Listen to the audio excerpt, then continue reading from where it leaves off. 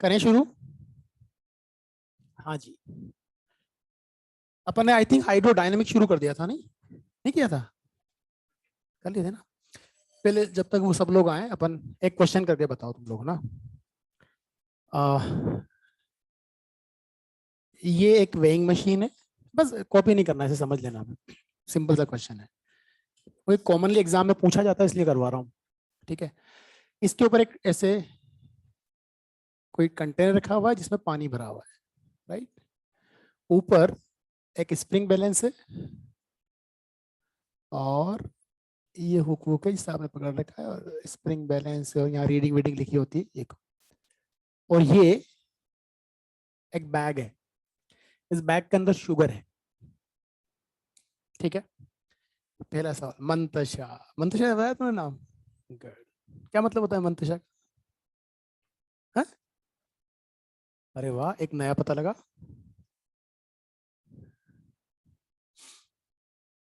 मेरी बेटी का नाम भी मंतशा है, और मुझे ये नहीं पता था कि इसका मतलब ऑर्नामेंट होता है।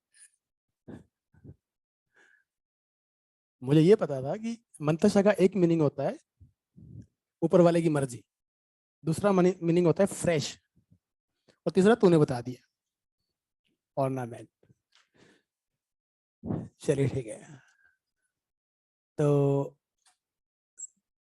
इस स्प्रिंग बैलेंस के थ्रू हम इस बैग को इस टैंक में डिप करना शुरू करते हैं, राइट।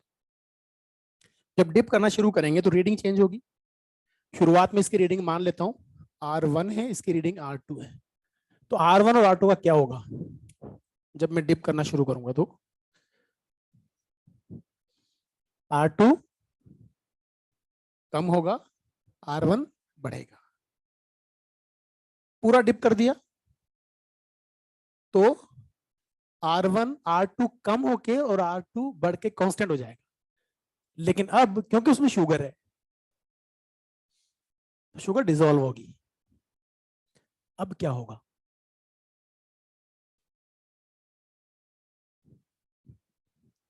वो शुगर हो सकती है, हम उसको आइस ब्लॉक ले सकते हैं जो कि मेल्ट हो जाए बाद में। कैसे भी करके उसको घोलना है पानी में।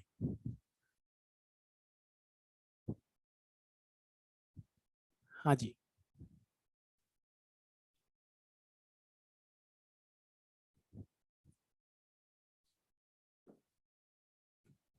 इतना टाइम नहीं लगना चाहिए।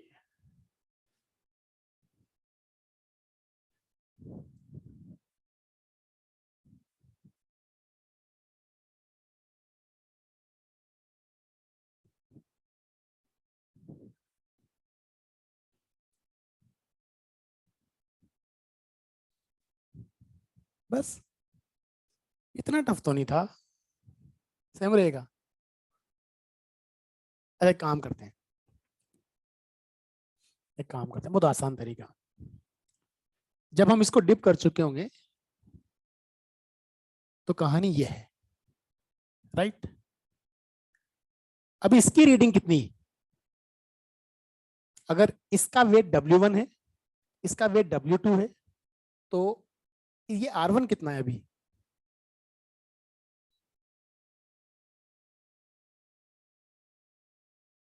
अगर इस बॉडी का वेट W1 है और इस पूरे का वेइंग मशीन की शुरुआत वाली रीडिंग थी वो W1 है, ऐसे मान लेते हैं, W1 W2। अभी रीडिंग कितनी है इसकी? अभी डिसोल्व नहीं हुआ है जैसा आपने डिप किया है।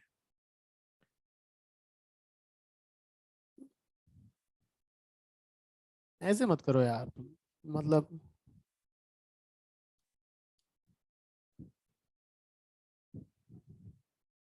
वो तो सब आ गया, फाइनल आंसर बताओ। अच्छा, ये टेंशन टी, अब बताओ। अब तो बहुत आसान हो गया, टी की W1 W2 टी की फॉर्म में बताना है।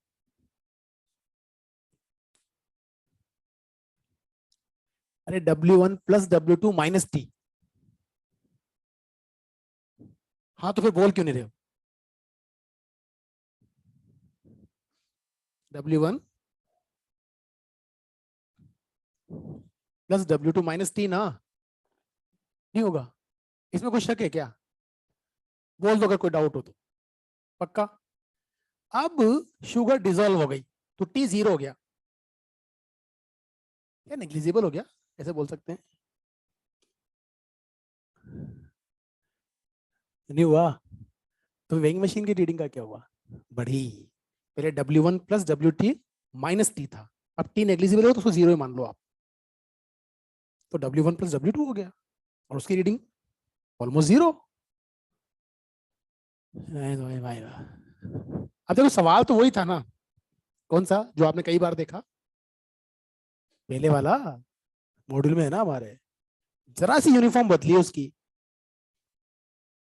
लगाना पड़ा ना दिमाग। ऐसे सैकड़ों क्वेश्चन बन जाते हैं यहाँ। तो हाइड्रो, मैं क्यों कह रहा हूँ तुमसे, मैंने क्या कहा, हाइड्रोस्टैटिक्स सबसे इंपॉर्टेंट फ्लूइड मैकेनिक्स का पार्ट, उसको आप 2 क्लास में खत्म करके उसको बर्बाद नहीं कर सकते।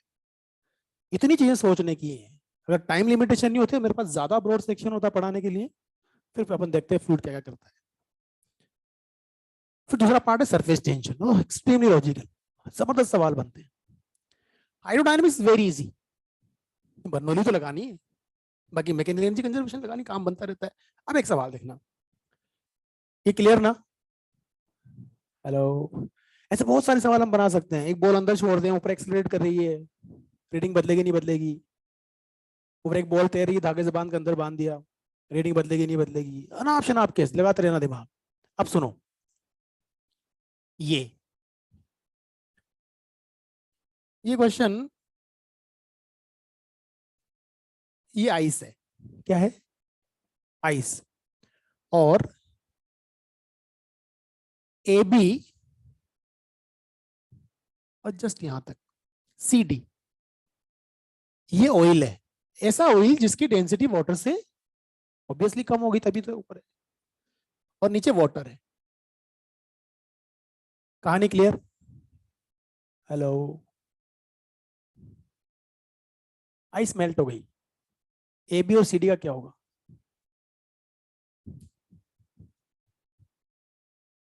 मतलब लेवल का क्या होगा, ए बी लेवल का क्या होगा, सी डी लेवल का क्या होगा? दोनों सेम रहेंगे। फिर तो फीलिंग तो नहीं जाना, मैं पहले कहा ना, फिजिक्स के सवालों का आंसर फीलिंग से नहीं देने के, मुझे ऐसा लगता है ऐसा होगा, लगने वगैरह से कुछ भी नहीं होता। ए बी राइज करेगा और सी डी फॉल होगा। कौन कौन इसको मानता है? दो, तूने बोला तो तू तो मानता ही पक्का। तीन, बस। और बाकी लोगों के कोई कुछ सोच पा रहा है? ए बी सेम रहेगा, सी डी कम होगा। ये कितने लोग मानते हैं? अच्छा, ये आबादी ज्यादा है। चलो, हाँ जी।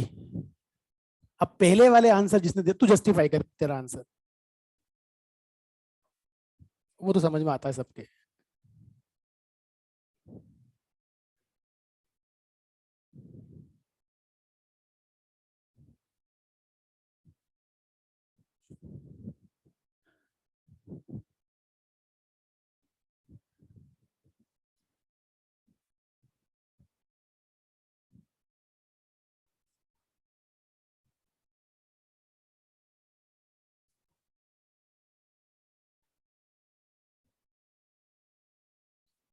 मतलब ऑयल देख, में ये बात सबसे पहले क्लियर कर लो, water and ice both are immiscible.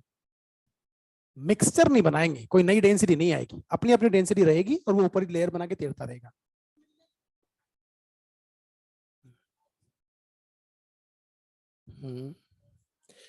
पहले एक और सवाल निकल के आ गया यहाँ से, अब पहले उसको क्लियर करें,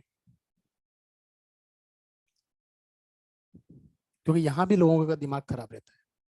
ये अभी तो वहीं से कंटिन्यू करेंगे फिर अब, ठीक है? दो फ्लूइड्स हैं, इसकी डेंसिटी ρ1 इसकी डेंसिटी ρ2 है, यहाँ तक भरे हुए, और यहाँ एक बॉडी तैर रही है। हमें पता है बॉइंट फोर्स थ्रस्ट की वजह से आता है, और थ्रस्ट होता है प्रेशर की वजह से लगने वाला फोर्स। तो ऊपर वाला जो ρ2 डेंसिटी का फ्लूइड है, वो जहां इस बॉडी के कांटेक्ट में है और जहां वो थ्रस्ट लगा रहा होगा, उसका कोई भी पार्ट क्या ऊपर आ रहा है, या तो इधर लगाएगा या नीचे की तरफ लगाएगा। फिर अब थ्रस्ट क्यों दिया उसने?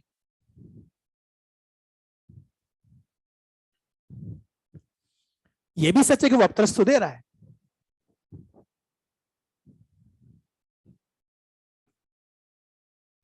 Exactly, excellent, right. आप इमेजिन करो रो 2 नहीं होता, हेलो, तो यहां प्रेशर सिर्फ इस कॉलम की वजह से होता। अब रो 2 का फ्लूइड आ गया तो यहां का प्रेशर इसका प्लस इसका हो गया ना, तो उस वाले फ्लूइड ने यहां प्रेशर बढ़ा के अब थ्रस्ट लगाया है। अब तुम तो लक्की हो ना, रीजनिंग बेस्ड सवाल नहीं आते तुम्हारे, अजर्शन रीजन, वहां तोते उड़ा देते हो। और ऑब्जेक्टिव में पूछ ले बना के, मना थोड़ी कर सकते हो तुम लोग, कंसेप्ट तो क्लियर होनी चाहिए। नहीं समझ में आई बात, इसका मतलब कहीं ना कहीं हम बात कर सकते, अब सीधी सीधी बात करेंगे, जिस फ्लूइड में जितना वॉल्यूम अंदर उसके हिसाब से पॉइंट फोर्स लगा देगा, ρ1 v1g plus ρ2 v2g, that's it. वापस आते हैं यहाँ पर। हाँ, अब कंटिन्यू करें।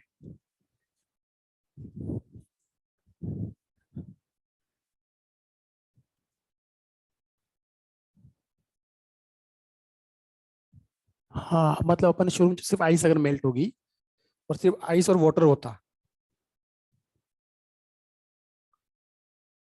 आइस और ऑयल, हाँ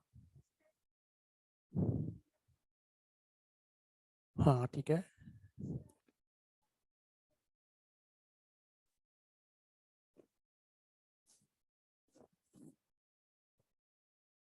सी डी का, ए बी का,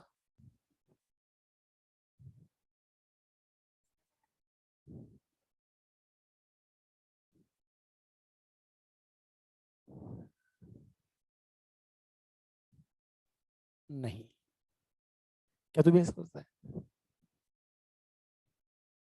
आंसर तुम्हारा सही है, इसीलिए मैं डिस्कस कर रहा हूँ। पर देखो मैं what is 16/64? 1/4। Hello, why? Because of 6 is cancel bye 6, that's why 1/4। क्या गलत है? It's right answer with wrong method. नहीं समझ में आई बात, तो डिस्कशन का मतलब क्या होता है? यही होता है कि आप सही जगह पे पहुंचिए, अगर सही आप एक बार में सही सोच पाए, एक्सीलेंट।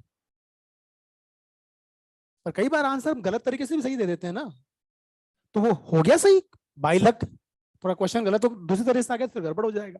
देखो चीजों, इस सवाल को डिस्कस करने का एक ही मकसद है, हम चीजों को शुरुआत से समझें, आपको हर चीज समझ में आएगी। मेरे एक सवाल का जवाब देना बहुत सिंपल है, और फिर शायद या तो मैं समझ नहीं पा रहा तो मुझे क्या समझाना चाह रही है, ठीक है? अगर तू क्या हाँ मैं यही कह रही थी, हाँ कर देना, यही दिल जो आपने समझा है ना, वही मैं कहना चाह रही थी, पर मैं एक्सप्लेन नहीं कर पा रही। सेम विद यू, ऐसे समझे यहां तक ए बी जो है वो पानी का लेवल है, राइट? अब अगर इसमें आइस डालूंगा तो डेफिनेटली ए बी थोड़ा सा ऊपर जाएगा, नहीं? ये आइस वाली कंडीशन हो गई, यहां तक कोई प्रॉब्लम नहीं। हेलो, अब अगर आइस मेल्ट हो जाती तो ए बी बना रहेगा। नहीं समझ में आई बात? अब मैं आपसे एक सवाल कहता हूं कि मैं काम करता हूं कि इस आइस को धागे से बांधा हुआ है और धागे से हल्का सा ऊपर खींच लिया, ए बी का क्या होना है? नीचे जाना है। और अब आइस मेल्ट हो गई, तो मेल्ट होने के बाद ए बी वापस ऊपर आएगा ना? नहीं समझ में आई बात? तो उस ऑयल ने क्या किया? वही धागे का काम किया है। नहीं समझ में आई बात? अरे आप जब साइड से ऑयल पोर किया तो उसने अपना पॉइंट लगा दिया ना ऊपर, तो उसने आइस को थोड़ा सा बाहर खींचा, उससे वाटर का ओरिजिनल लेवल से वो नीचे चला गया, और मेल्ट होने के बाद ओरिजिनल लेवल पाएगा पानी जितना बनेगा उस हिसाब से।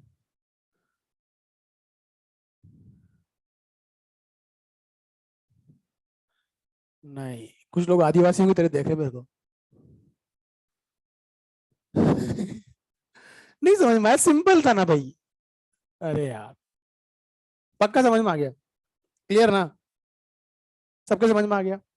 और यही तो हुआ था, हुआ ये था कि आपने जब साइड से ऑयल पोर कर दिया तो उस ऑयल ने जो बॉइंट फोर्स लगाया उससे आइस थोड़ा सा लिफ्ट मिला, और हल्का सा लिफ्ट मिलने से वाटर का जो ओरिजिनल लेवल एग्जिस्ट करता उससे वो नीचे चला गया, और मेल्ट होने के बाद तो उसको अपने ओरिजिनल लेवल पे आना है। मतलब कहानी ये है कि वास्तव में अगर ये ऑयल नहीं होता तो ये ए बी यहां था।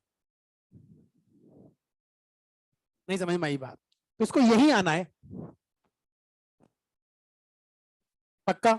अब यहां क्या है, यहां क्या है, आइस, और ये पूरी मेल्ट होकर नीचे जानी है, तो यहां जगह होनी खाली, और वहां क्या भरना है आकर के, साइड वाला ऑयल। तो सीडी का क्या होना है? नहीं समझ में आई कहानी?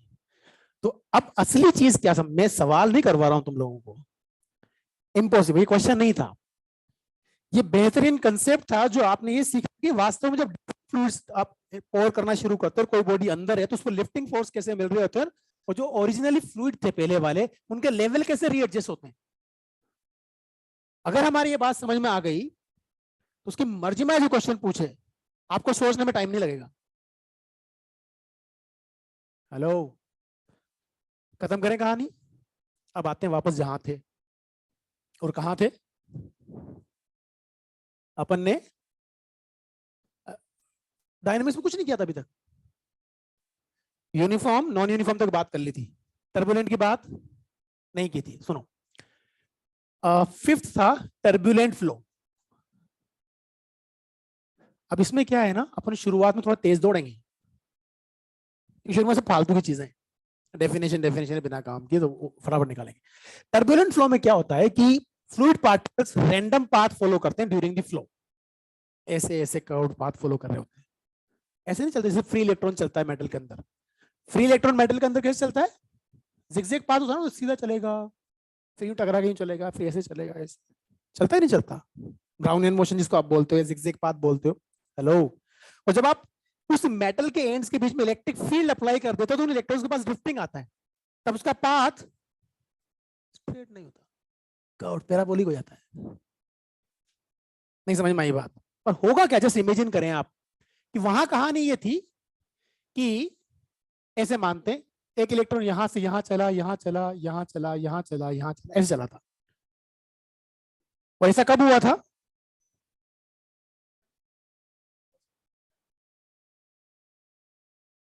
हो रहा, चल रहा है ना ऑनलाइन तो।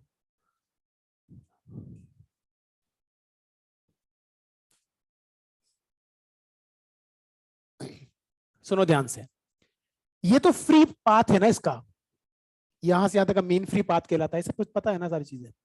जब आप इलेक्ट्रिक फील्ड अप्लाई कर दोगे, मान लो आपने इलेक्ट्रिक फील्ड अप्लाई किया, अब क्या होगा, जब इलेक्ट्रॉन टकरा के यहां से यहां तक चलेगा तब तक इलेक्ट्रिक फील्ड की अपोजिट फोर्स एक्सपीरियंस कर रहा होगा, जाएगा वहीं वो, क्योंकि यहां से यहां जाने की स्पीड 10⁵ मीटर पर सेकंड है। तो आप कोई बहुत तेजी से इधर जा रहा हो, उस हल्का सा इधर फोर्स लगा दो, तो ऐसा नहीं कि अपना पाथ बदल लेगा, पर ऐसा कुछ होगा कि वो गरीब यहां पहुंचने के बजाय यहां पहुंचेगा। नहीं समझ में आई बात? जैसे बोर्ड की ड्रिफ्टिंग हो जाती है। हेलो, तो जब वो यहां से चलेगा तो यहां आने के बजाय यहां होगा, फिर वो यहां होगा, फिर वो यहां होगा, फिर वो यहां आएगा। मतलब ये पूरा का पूरा पैटर्न जो है वो शिफ्ट हो गया, और जो शिफ्टिंग की स्पीड है वही स्पीड है। नहीं समझ में आई बात? पर इंटरेस्टिंग चीज ये भी है कि उसके पास एक कांस्टेंट स्पीड है और साथ में एक्सेलरेशन भी है, और जब कांस्टेंट स्पीड हो एक डायरेक्शन में, दूसरी तरफ एक्सेलरेशन और पाथ पैराबोलिक होता है। मतलब स्ट्रेट तो नहीं रहेगा बाद में, ये तो तय है। अरे बोलो भाई, ये कहानी क्लियर?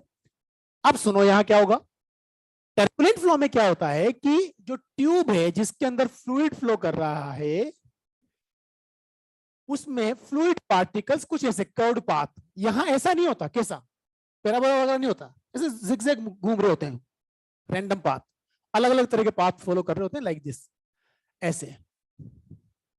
आपने इसको कभी प्रैक्टिकली देखा? नहीं देखा? बोलो भाई, नहीं देखा? लोगों को सिगरेट का धुआं छोड़ते हुए नहीं देखा? हेलो, कैसे पाथ होता है उसका? नहीं होता, लेकिन नेट फ्लो ऊपर होता है। हेलो, स्मोक पार्टिकल जैसे कर्व घूमते हुए नजर नहीं आते, ऐसे चल रहे होते हैं उल्टे सीधे, लेकिन नेट फ्लो एग्जैक्टली वही है. All the fluid particles are following some random paths, but net flow is in a particular direction, and that is a turbulent flow. अरे भाई नहीं समझ में आई बात. बाहर टेप लगा होता है. अब वो पुराने जमाने वाले टेप की बात कर रहा हूँ मैं, नए जमाने वाले नहीं. वो तो आजकल तो बदल गई कहानी. आजकल के टेप में क्या होता है, वो नीचे टेप लगी होती है, उसमें एक जाली लगी होती है, तो बहुत सारी अलग अलग स्टीम लाइंस बनती है. तो इसलिए वो ऐसे ब्रॉड ही बना देता है. हेलो, वो पुराने जमाने वाली टोंटी खोलने वाली, उसको हल्का सा खोलो तमीज से, हल्का सा, बड़ा स्मूथ फ्लो होता है. होता नहीं होता, ना सिर्फ स्मूथ होता है, ऊपर से ब्रॉड और नीचे से नेरो. ब्रॉड नेरो कहानी हमें समझ में आती है कि साहब अंडर ग्रेविटी गिर रहा है, वेलोसिटी बढ़ेगी, एरिया कम होगा, इक्वेशन ऑफ कंटिन्यूटी. नहीं समझ में आई बात. तो नीचे जाकर उसको नेरो होना है, पर वो स्ट्रीम लाइन फ्लो था. अब उसको बहुत सारा खोल दो, टर्बुलेंसी आ जाती है. नहीं समझ में आई बात. तो टर्बुलेंट फ्लो में क्या होता है, all the fluid particles are following some random paths, but net flow is in a particular direction because of some pressure difference between the ends of the tube, right? ये तो turbulency. Now what about streamline flow? Streamline flow, right? Streamlines are basically, ये वही concept जो electric field lines का था. These are imaginary lines that may be curved or straight. Straight हो सकती है, कर्व्ड हो सकती है, इमेजिनरी है, ठीक है, मतलब वास्तव में एग्जिस्ट नहीं करती. आइडियल फ्लूइड्स में एग्जिस्ट करती है, रियल फ्लूइड्स में नहीं होगी. स्ट्रीमलाइन फ्लो में अगर हम स्ट्रीमलाइन की बात करें तो स्ट्रीमलाइंस में भी कर्व्ड एंड स्ट्रेट. मैंने कर्व्ड बना दी, और इसके किसी पॉइंट पर अगर टेंजेंट करोगे तो वो टेंजेंट उस पॉइंट पर फ्लूइड वेलोसिटी की डायरेक्शन शो करेगा. यहां टेंजेंट ड्रॉ करूंगा, यहां फ्लूइड वेलोसिटी की डायरेक्शन देगा वीबी. यहां टेंजेंट ड्रॉ करूंगा, यहां फ्लूइड वेलोसिटी डायरेक्शन मिलेगी वीसी. नहीं समझ में आई बात. तो streamlines are hypothetical lines that may be curved or straight. When we draw tangent at any point of these lines, it will give the direction of fluid velocity at that point. याद रहे, streamline जो है वो streamline flow को represent करते हैं, और ये एक तरह का आइडियल फ्लो होता है. इसमें क्या होता है, किसी एक पॉइंट पर वेलोसिटी कांस्टेंट बनी होती है, पर दो अलग अलग पॉइंट पर वेलोसिटी अलग अलग हो सकती है. अलग अलग ही होगी ऐसा सही नहीं है. देखो, आपने राफ्ट चलते हुए देखा, पानी की सरफेस से राफ्ट, रिवर राफ्टिंग जो होती है, अगर पानी का फ्लो बहुत ज्यादा है, ऋषिकेश वगैरह के अंदर होता है उधर वाली, तो वो जो कर्व्ड पाथ होता है पानी के फ्लो का, अगर आप राफ्ट को ठीक से ऑब्जर्व करते हैं तो क्या होता है, राफ्ट की स्पीड ऐसे जब नीचे आती बढ़ती है, फिर स्लो हो जाती है, फिर बढ़ती है. नहीं होता क्या? तो सिंपल एनर्जी कंजर्वेशन लग रहा है. हाइट बढ़ रही है, काइनेटिक एनर्जी कम हो रही है. नहीं समझ में आई बात. हाइट कम हो रही है, काइनेटिक एनर्जी बढ़ रही है. हेलो, समझ में आ रही है कुछ बात? लेकिन वो जो पाथ है उसमें अगर आप ऐसा देखोगे कि मान लो उसको स्ट्रीमलाइन मान लो आप,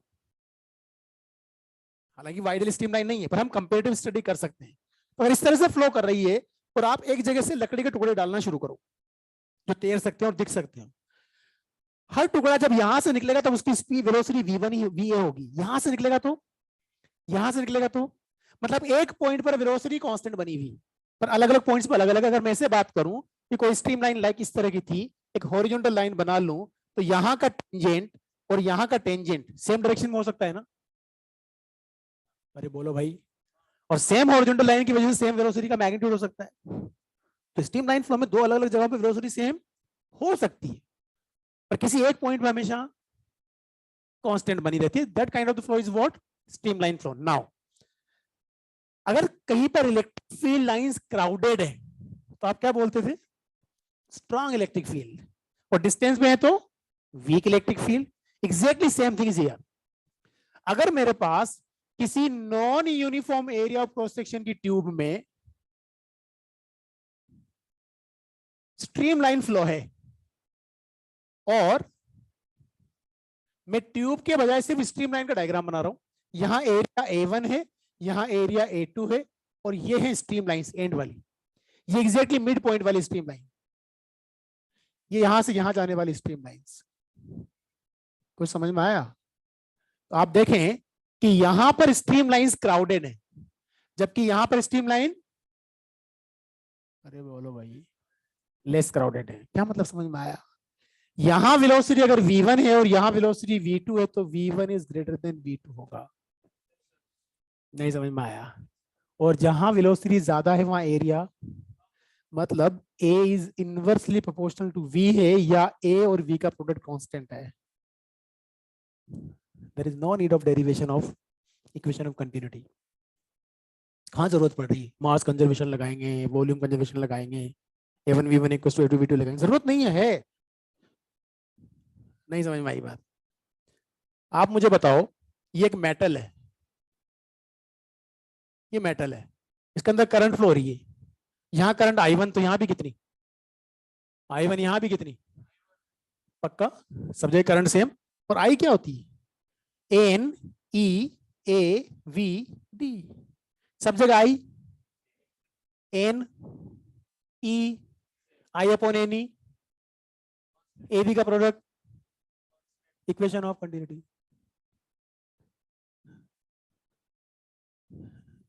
नहीं समझ में आया? This is the beauty of physics. एक जगह पढ़ो, सब जगह खुश रहो। नहीं समझ में आई बात? हाँ, शर्त ये है कि चीजें समझ में आनी चाहिए, चीजें समझ में आनी चाहिए, फिर मजा है। चलिए साहब, आई होप स्ट्रीमलाइन का कंसेप्ट समझ में आ गया होगा। और छोटी छोटी चीजें आपको पता, दो स्ट्रीमलाइन कभी एक दूसरे को इंटरसेक्ट कर सकती हैं, क्यों करेंगे भाई? आप ऐसा कह सकते हो कि दो स्ट्रीमलाइन इंटरसेक्ट करेंगे? नहीं करेंगी। अगर इसके इंटरसेक्शन पॉइंट पर आप टेंजेंट ड्रॉ करोगे तो एक ही पॉइंट पर फ्लूइड पार्टिकल की दो वेलोसिटी मिल रही है, जो पॉसिबल नहीं है। आप मुझे बताओ, ये बात तुम्हारे समझ में आ गई कि जहां वेलोसिटी ज्यादा होगी वहां एरिया कम होना है, एंड वाइस वर्सा। एक जग में पानी लो, पानी के बजाय ऑयल लो, ऑयल का फ्लो ज्यादा स्मूथ होता है। हम दो जग लेते हैं, दोनों जग में ऑयल भर लेते हैं और जग से ऑयल गिराने की कोशिश करते हैं, तो पैराबोला फॉलो करता है। उसको ठीक से ऑब्जर्व करोगे तो ऊपर से वो ब्रॉड है, नीचे से और बहुत स्मूथ स्ट्रीमलाइन फ्लो है वो। अब दोनों गिरते हुए ऑयल को पास लेके आओ। इनफेक्ट अगर आप ज्यादा ऊपर भी कर दो किसी एक को तो उसकी स्पीड ज्यादा रहेगी ना। कितनी मर्जी में स्पीड कर दो आप किसी एक की, कभी भी वो इसको इंटरसेक्ट करके जा ही नहीं सकता, वो मिलके ही चलेंगे रिजल्टेंट डायरेक्शन में। नहीं समझ में आई बात? प्रॉपर्टीज है भाई, उनको चलना पड़ेगा साथ में, फिजिक्स फेल नहीं होगी। नहीं समझ में आई बात? तो कभी भी स्ट्रीमलाइन से एक दूसरे को इंटरसेक्ट नहीं करती। होपफुली समझ में आ गया होगा कि स्ट्रीमलाइन क्या होता है और स्ट्रीमलाइन फ्लो क्या होता है, राइट? अब हम बात करेंगे सीधा, अब बहुत सारी फालतू चीजें, रोटेशनल फ्लो, इरोटेशनल फ्लो, सब समझ में आता है यार। एडीज फ्लो तो देखा? एडीज, हवा में बवंडर देखा? बवंडर देखा? वो हवा की एडीज है। पानी में देखा कभी? भौर बोलते हैं, भौर। बहुत सारी पुरानी शायरी भी भंवर के ऊपर। एक बार जो भंवर में फंसा कभी नहीं निकल पाता, कैसा स्विमर हो। वो एडीज है, सर्कुलर मोशन।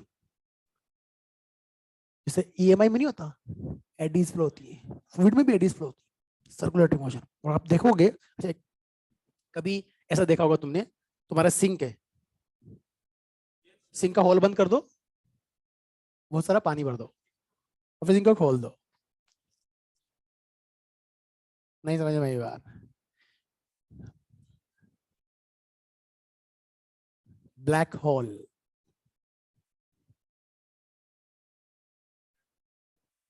अभी कितनी स्ट्रॉन्ग ग्रेविटी है, 10⁻18, 10⁻17, 10⁻19 केजी पर मीटर की मजाक होता है?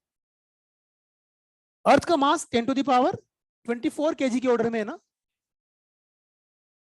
और 10⁻18 केजी पर मीटर क्यूब का मतलब हुआ इतनी बड़ी साइड का क्यूब लूंगा,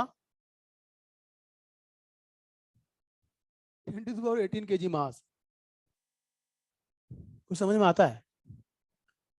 कितना हाई डेंसिटी का मटेरियल, कितनी स्ट्रॉन्ग ग्रेविटी होती होगी। अर्थ जैसा मटेरियल अगर वहां डाल दो आप ब्लैक होल की जगह पर, तो वो जो पानी घूम रहा था ना, इसे मरोड़ देगा इसको, और अंदर घुसा के इसकी डेंसिटी भी उतनी कर देगा। क्या डेंसिटी का लेवल है, लाइट नहीं आ पाती वापस यार, तभी तो ब्लैक होल बोलते हैं। वो काला छेद थोड़ी नहीं समझ में आई बात? खैर अपन गलत जगह चले जाते हैं ना, यहाँ आ जाओ वापस, ये कभी इंटरसेक्ट नहीं करेंगे एक दूसरे को, समझ में आ गई बात? ठीक है, अब सुनो।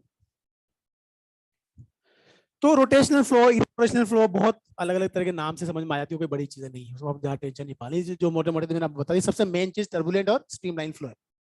और लेमिनर फ्लो, लेमिनर फ्लो की बात करेंगे हम विस्कोसिटी के अंदर वापस से। तो तीन तरह के फ्लो हमारे काम के हैं, स्ट्रीमलाइन, टर्बुलेंट और लेमिनर।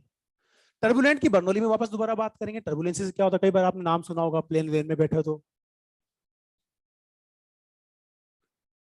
कभी हुआ टर्बुलेंस प्लेन में? किसी को एक्सपीरियंस है टर्बुलेंस का? है? और किसी को नहीं है? है? हाँ, फिर वाकई हुआ है तेरे को।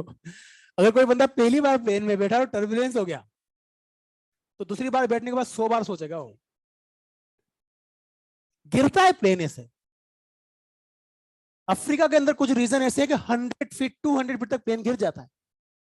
होता क्या है, विंग्स के नीचे टर्बुलेंस क्रिएट होती है। टर्बुलेंस जहां टर्बुलेंट फ्लो होता है वहां वेलोसिटी बहुत ज्यादा होती है, जहां वेलोसिटी ज्यादा वहां प्रेशर कम हो जाता है।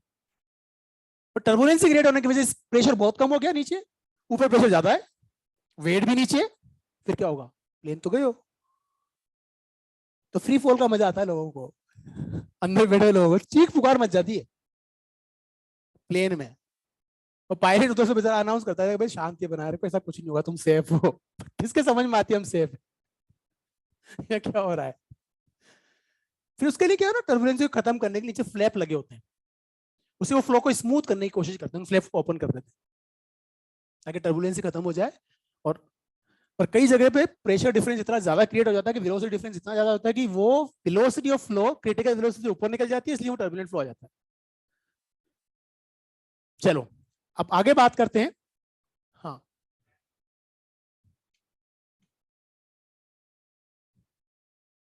क्या नहीं दिखता है? तो तुझे वाटर का मॉलिक्यूल दिख जाएगा क्या? तुझे वाटर का मॉलिक्यूल दिख जाएगा? मतलब bulk amount of water flow हो रहा है ना, तो अंदर कुछ घूम भी रहे हैं, कुछ नहीं घूम रहे, कुछ नेट फ्लो दिख रहा है आपको, वो थोड़ा जिगजैग दिख सकता है, पर आइडियली टर्बुलेंट नहीं दिख सकता। चलो देखो, अब हम डायरेक्टली बात करते हैं बर्नौली की, बर्नौली थ्योरम। बर्नौली ने एनर्जी को थोड़ा अलग से डिफाइन कर दिया। बोले साहब हमारे पास बहुत सारा अमाउंट ऑफ वाटर फ्लो है या फ्लूइड फ्लो है, तो अब मुझे उसका मास, रिवर में यार फ्लूइड फ्लो कर रहा है, मास कैसे कैलकुलेट करोगे? काइनेटिक एनर्जी कैसे लिखोगे? पर नहीं लिखेंगे, पर यूनिट वॉल्यूम बात करते हैं, काम बन जाएगा। तो उसने एनर्जी को अलग तरह से डिफाइन किया, kinetic energy per unit volume, potential energy per unit volume, pressure energy per unit volume. तीन तरह की एनर्जीज का सम आइडियल फ्लूइड फ्लो में हर जगह कांस्टेंट होता है। तो according to Bernoulli's theorem, half rho V square plus rho G H plus P equal to क्या होगा? कांस्टेंट। इसको समझना ध्यान से, ये कहां से आया? Half m v square by v, m by v रो जाएगा ना। ये कहां से आया? M g h by v. और ये कहां से आया? PV by v. PV is the work done ना। नहीं समझ में आया? तो वो दो डेरिवेशन समझ में नहीं आते तुम्हारे, इसको समझ सकते हो तुम चाहो तो। ऐसे समझो कि एक टैंक था, यहां पर एक ओपनिंग बना दी और यहाँ प्लग लगा दिया, राइट? अब यहां से यहां तक एच डेप्थ पर यहां प्रेशर पी होगा, इसकी विड्थ डेप्थ के कंपैरिजन में नेग्लिजिबल है, तो हम यहां से यहां तक प्रेशर सेम ले लेंगे। अगर इसका एरिया ए है तो इधर कितना फोर्स लगा? P A. अगर मान लो कांस्टेंट स्पीड से यहां लेके आता हूं तो डिस्प्लेसमेंट हुआ एक्स, तो वर्क डन कितना हुआ? P A x. और ये क्या है? Volume swept out. नहीं समझ में आया? तो पीवी आ गया ना वर्क डन, एग्जिस्ट करेगा ना ये। तो PV is the work done per unit volume is the pressure. और मजेदार चीज क्या, वो प्रेशर का सम है सब जगह। प्रेशर है तीनों वो, energy per unit volume, energy density, pressure होती है भाई। नहीं होती। इलेक्ट्रिक प्रेशर क्या होता है?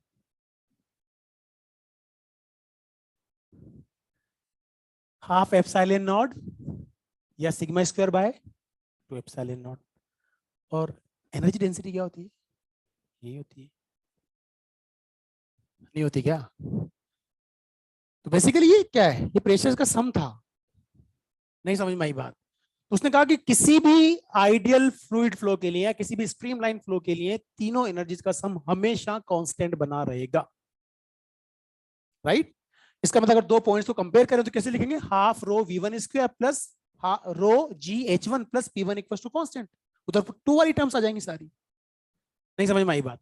बट फॉर हॉरिजॉन्टल फ्लो क्या लिखेंगे? मेरी बात सुनो, ऐसे लिख सकते हैं half rho v1 square plus rho gh1 plus p1 equal to half rho v2 square plus rho gh2 plus p2, right?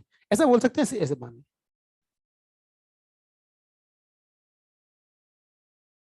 ये रेफरेंस लाइन, यहां वेलोसिटी v1, यहां वेलोसिटी v2, इसकी हाइट h1, इसकी हाइट h2, दोनों and पे energy compare कर लेंगे ना। यहां प्रेशर p1, उधर प्रेशर p2। नहीं समझ में आई बात? नहीं, सिंपल है। बट अगर मान लो ये ट्यूब हॉरिजॉन्टल होती तो के साथ फिर ये वाला आर्ग्यूमेंट कैंसिल हो जाता। तो आप क्या लिखते? For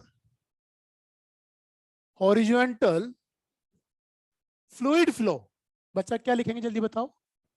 half rho V square plus P equal to constant. और यही तो ब्रह्मास्त्र है। यानी अगर दो पॉइंट पे कंपेयर करूं तो क्या लिखूंगा जल्दी बताना? Half rho v1 square plus p1 equal to half rho v2 square plus p2। Now what is the value of p1 minus p2 from here? Half rho v2 square minus v1 square. और इस पे सबसे ज्यादा numerical आता। तो यहां से आपको क्या मिल गया?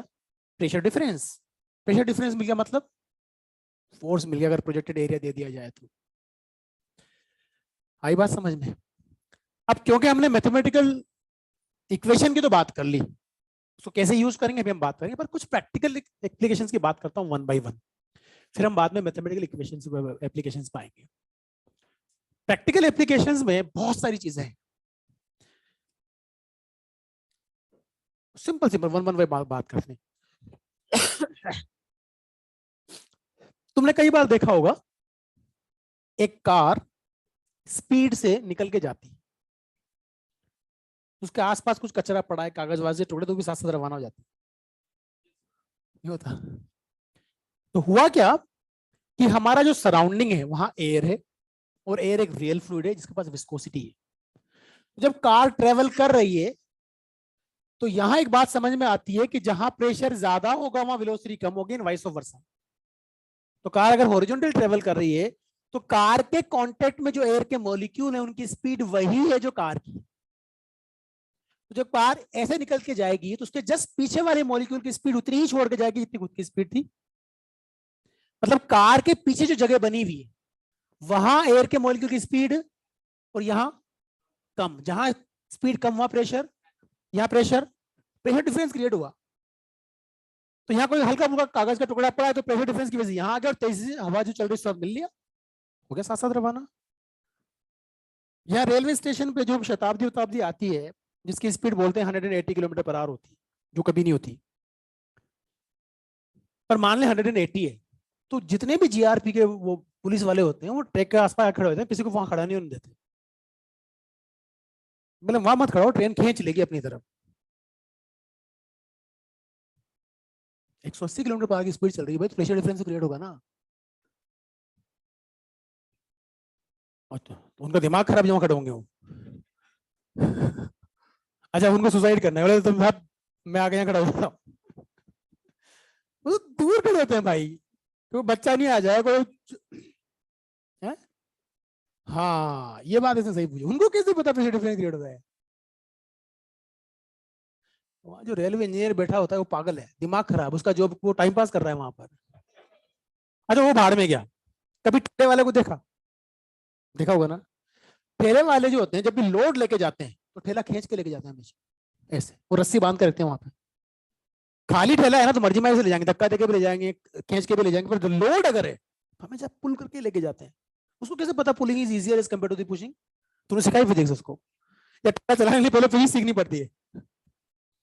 उसका एक्सपीरियंस होता है, उसका तजुर्बा होता है कि यार अगर मैं लोड को हमेशा धक्का देकर ले जाता हूं तो एक बार वहां जाऊंगा तो थक जाऊंगा, लेकिन बजाय मैं पुश करने के पुल करके लेके जाता हूं तो मैं ज्यादा राउंड कर लेता हूं तब भी नहीं थकता। तो अपने तजुर्बे को वहां काम में ले रहा होता है। उसको इंजीनियर ने नहीं भी बताया तो एक बार एक कांड हुआ, उसके बाद अपना फट हो जाएंगे। बुलेट ट्रेन, जब मैं 7th क्लास में था पहली बार अखबार में आया था, और हमारे गांव पे अखबार आता नहीं था, न्यूज पेपर नहीं आता था घर पे हमारे। तो एक वीआईपी लोग जो होते हैं उनके घर पे आता था। तो एक बच्चा आया जिसके घर पे न्यूज़पेपर आता था, तो हमारे साइंस के टीचर से पूछा कि सर ये गोली रेल क्या होती है। गोली रेल, मुझे पता नहीं क्या होती है यार गोली रेल। फिर सर गोली रेल जो बहुत तेज चलती है, अखबार में आया था। फिर सर वो बुलेट ट्रेन की बात कर रहा है। तो अखबार में आया था कि अब इंडिया में भी बुलेट ट्रेन चलेंगी। कब? जब मैं 7th में था, 1989। तब से आज तक सिर्फ सुनते हुए आ रहे हैं। और एक जमाने में तुम भी बात करोगे कि जब हम 10th में थे तो बुलेट ट्रेन के ट्रैक का इनोग्रेशन हुआ था। हेलो। खैर जी, पर हमने मूवीज में देखी हुई बुलेट ट्रेन को, नहीं देखी हुई? देखा? अरे तुमने बुलेट ट्रेन को अगर देखी है तो ऐसा देखा होगा कि जब बुलेट ट्रेन चलती है तो जब क्राउडेड एरिया से वो निकलती है तो उसका ट्रैक या तो 10 फीट ऊपर होता है या कवर्ड होता है। ऐसे नहीं चलती अपने रेलवे स्टेशन बुलेट ट्रेन कभी, नहीं समझ में आई बात? तो क्यों बनाते हैं कवर्ड? वो 400 किलोमीटर पर आवर की स्पीड चल रही है, आसपास कोई पहुंच गया बिना टिकट के रवाना हो जाए तो या तो ऊपर रखा जाता है बहुत ज्यादा, इतना तो अगेंस्ट ग्रेविटी वो नहीं पुल कर सकती, पर प्रेशर डिफरेंस सफिशिएंट क्रिएट होता है। ये समझ में आ गई बात? दूसरी चीज, आंधी आती है, तूफान आते हैं तो टिन शेड उड़ जाते हैं ऊपर। तो हुआ क्या है कि साहब ये रूम था, इस रूम के ऊपर टिन लगा हुआ है, ऐसे रखा हुआ है, राइट? हवा तेज चली तो ऊपर हवा की स्पीड ज्यादा है, लेकिन नीचे तो हवा रेस्ट पे है ना। जहां स्पीड ज्यादा है वहां प्रेशर, तो ऊपर प्रेशर कम, नीचे प्रेशर, तो फोर्स लगता है हायर प्रेशर टू रवाना। नहीं समझ में आई बात? ऐसे ही तुमने देखा होगा जो स्पीड बोट्स नहीं होती, स्पीड बोट्स, जो बोट रेसिंग होती है, मैं उसकी बात कर रहा हूँ। जैसे बाइक रेसिंग होती है, कार रेसिंग, बोट रेसिंग भी होती है। तो बोट रेसिंग में बोट्स को बहुत ज्यादा डिस्टेंस में रखा जाता है, उनको पास नहीं रखते कभी भी। रीजन सिंपल है कि जब बोट की स्पीड बहुत ज्यादा होगी तो उसके जो कॉन्टेक्ट में वाटर है उसकी स्पीड भी उतनी है। नहीं समझ में आई बात? तो यहां से यहां तो प्रेशर डिफरेंस क्रिएट हो रहा है, पर अगर दो बोट पास आ गई, नहीं समझ में आई बात, तो उनके वहां स्पीड ज्यादा है तो प्रेशर, तो दोनों के बीच में जब वो वेलोसिटी सुपर इंपोज होती है तो वेलोसिटी और ज्यादा हो जाती है, दोनों के बीच में गैप बनेगा वहां पर, और प्रेशर इतना कम हो जाता है कि दो बोट सिंगल बोट में कन्वर्ट हो जाएंगे। तो वो डिस्टेंस बना के रखते हैं हमेशा, राइट? पिंग पोंग बॉल, वो एक्सपेरिमेंट करते हैं ड्रायर से नहीं करते लोग, हेयर ड्रायर से, हेयर ड्रायर चल के बॉल ऊपर छोड़ देते हैं तो वो डांस करती है, नहीं समझ में आई बात? बस सिंपल है सब। यहाँ एक स्ट्रीम ऑफ एयर है, उसकी स्पीड बहुत ज्यादा है, तो उसकी स्पीड से जब बॉल उसके बॉल के उसके हवा के मॉलिक्यूल टकराएंगे तो मोमेंटम ट्रांसफर करेंगे, मोमेंटम ट्रांसफर ऊपर फोर्स लगा, उसने एमजी को बैलेंस कर लिया। लेकिन सराउंडिंग में जो है भाई, आप उसको परफेक्ट मिड पॉइंट पे इक्विलिब्रियम में रख दो और चाहते हो हवा की स्पीड बराबर हो, फिर तो वहां रुक जाएगी, पर ऐसा कभी नहीं होता, इंपॉसिबल हो करना। तो हल्का सा इधर मूव करती, जैसे वो इधर मूव करेगी, इधर मूव करेगी, इधर हवा की स्पीड कंपेरेटिवली कम है तो प्रेशर, जब इधर मूव कर रही है तो प्रेशर की वजह से फोर्स इधर लगेगा तो रुकेगी। अब जब रुकी तब इधर प्रेशर ज्यादा ही है ना, तो उल्टा चलेगी। मिड पॉइंट पर स्पीड आ गई, इधर निकली, अब प्रेशर इधर ज्यादा आ गया, फिर रुकेगी। तो ऐसे ऐसे zigzag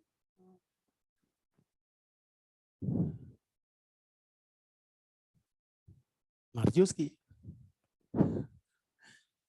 तुमने कई बार लोगों को फुटबॉल को अपनी उंगली पे घुमाते हुए देखा होगा। Hello, right? एक काम करें, फुटबॉल को घुमाए ना और फिर बैलेंस करके बताएं। पॉसिबल है? पॉसिबल तो है, पर वो पॉसिबल इम्पॉसिबल है। रीजन सिंपल है कि हमारी जो एयर है ना सराउंडिंग की, आप यहां एयर के मॉलिक्यूल की स्पीड के बराबर नहीं बता सकते, चाहे स्टिल एयर है, थोड़ा बहुत डिफरेंस होता ही है। हेलो, ठीक है। तो होता ये है कि फुटबॉल को अगर आप बिल्कुल सेंटर ऑफ मास के नीचे आपने कोई चीज रख भी दी, तो mg तो बैलेंस हो जाएगा, नॉर्मल ओवर वहीं से पास हो जाएगा, नेट टॉर्क जीरो के बैलेंस से हो। हेलो, नहीं समझ में आई बात? पर सराउंडिंग में जो हवा, उसकी स्पीड सब जगह सेम नहीं होती, थोड़ा बहुत डिफरेंस होता है, उससे प्रेशर डिफरेंस क्रिएट होता है, तो गिरेगी। नहीं समझ में आई बात? तो स्टिल रख करके नहीं कर सकते, लेकिन घुमा के कर सकते हैं। घुमाने से क्या हुआ कि उसके आसपास के एयर के मॉलिक्यूल की स्पीड आपने फुटबॉल के बराबर कर दी। अब सब जगह स्पीड सेम, तो सब तरफ लगने वाला फोर्स सेम, तो उसका ट्रांसलेट इक्विलिब्रियम मेंटेन हो गया। और क्योंकि आपने घुमाया है, उसके पास एंगुलर मोमेंटम आ गया ऐसे, पर एंगुलर मोमेंटम को बदलने के लिए टॉर्क चाहिए, जो है नहीं, तब रुक जाएगी। नहीं समझ में आई बात? और अगर आगे बात करें तो एरोडायनेमिक लिफ्टिंग प्लेन की जब हम बात करते हैं, एरोफॉइल का कंसेप्ट जो बात करते हैं, प्लेन्स के जो विंग्स होते हैं, यहां थोड़ा फर्जीवाड़ा करते हैं लोग। देखो यहाँ पे क्या होता है कि, ये मिटा दो ना सब। यहाँ क्या होता है कि कुछ चीजें हैं ना, बस चल रही है मार्केट में, किताबों में भी लिखी होती है, और क्योंकि कभी कोई लॉजिकल सवाल नहीं आया उस पर अब तक, पर जिस दिन किसी अच्छे प्रोफेसर की नजर पड़ गई, उस दिन लोगों के तोते उड़ जाएंगे। वहां एक चीज सिखाई जाती है, किताबों में भी, कुछ अच्छी बुक्स में भी मैंने देखा, अच्छे ऑथर्स की बुक्स में भी, जब तब अफसोस होता है। तो यार डिफरेंस तो है, जो एमआईटी वाले लिखते हैं ना, उसमें आप गलती से भी गलती नहीं निकाल सकते। हाँ जी, मेजर टेस्ट शेड्यूल चेंज है, शेड्यूल नोटिस बोर्ड पर देख लें। कब से मेजर टेस्ट? अब तक तो 10 से बोला भाई, अब चेंज बोला तो फिर 10 से तो होगा कम से कम। 10 से पहले तो क्या ही लेंगे लोग, 5-7 दिन का गैप तो देंगे यार, नहीं देंगे? इतना रहम तो करना चाहिए।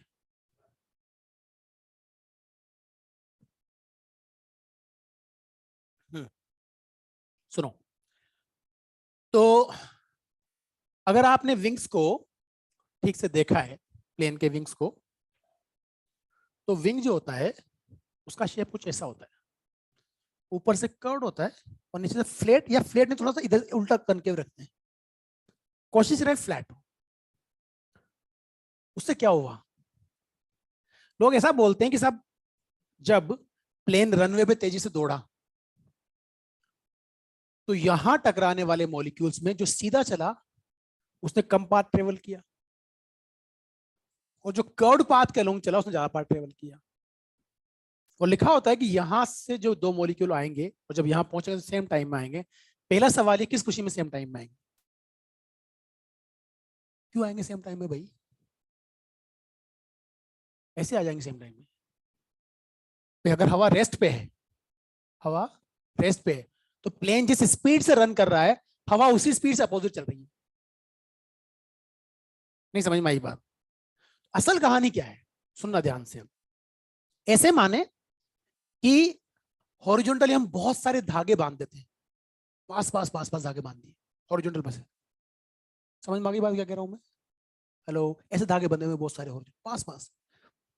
अब उन धागों के बीच में आप इस तरह का कोई फ्लैट सरफेस रख दो जाकर के, तो ना ऊपर वाले धागे डिस्टर्ब होंगे ना नीचे वाले होंगे।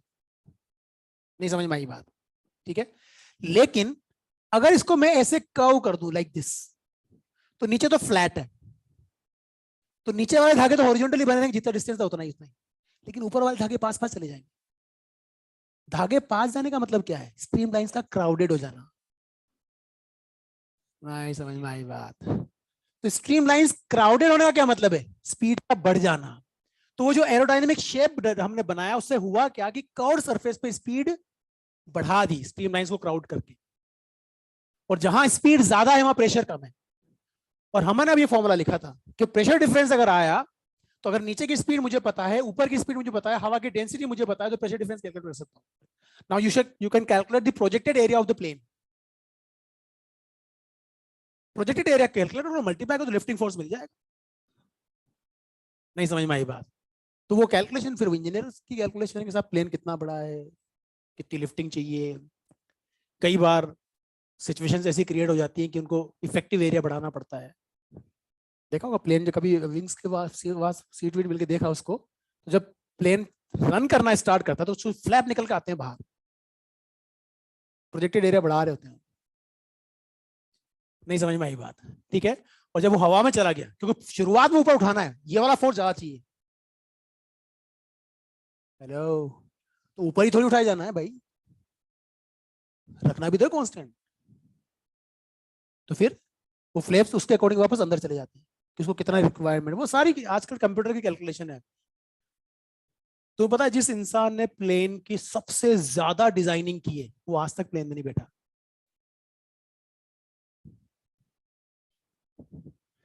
जो वर्ल्ड का सबसे, मेरा नाम मुझे अभी याद नहीं आ रहा उसका, अभी याद आएगा तो बताऊंगा। जो सबसे ज्यादा बड़ा प्लेन का डिजाइनर है, जो प्लेन्स को डिजाइन करता है, उसकी शेप को, एरोडायनामिक इफेक्ट के सारी, वो आज तक प्लेन में नहीं बैठा। उसको पता है कि कितने तरह से फेल हो सकता है।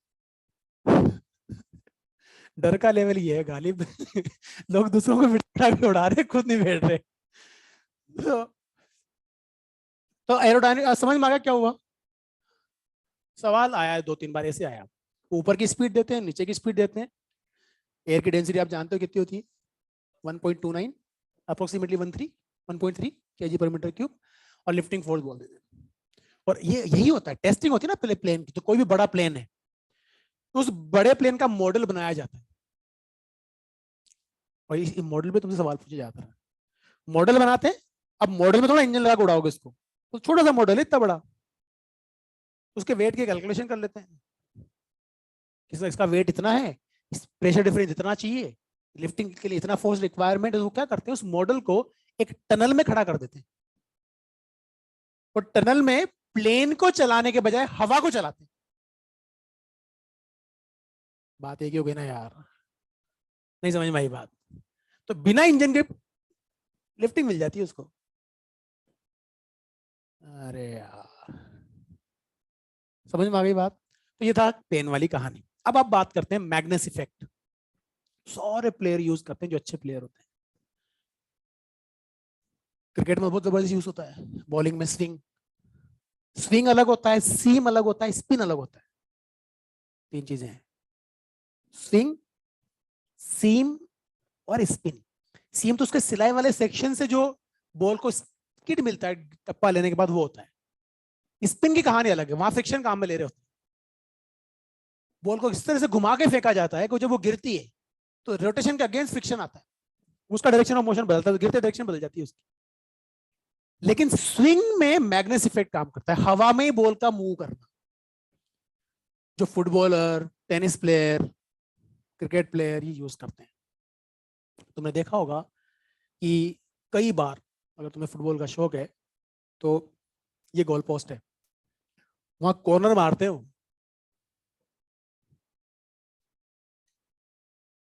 जाती नहीं जाती? तो उसके पीछे लॉजिक क्या है कि हम हमें जिनको फुटबॉल नहीं आती, हम अगर फुटबॉल ग्राउंड में छोड़ दो हम क्या करेंगे? मचक के मारेंगे बॉल की मर्जी में।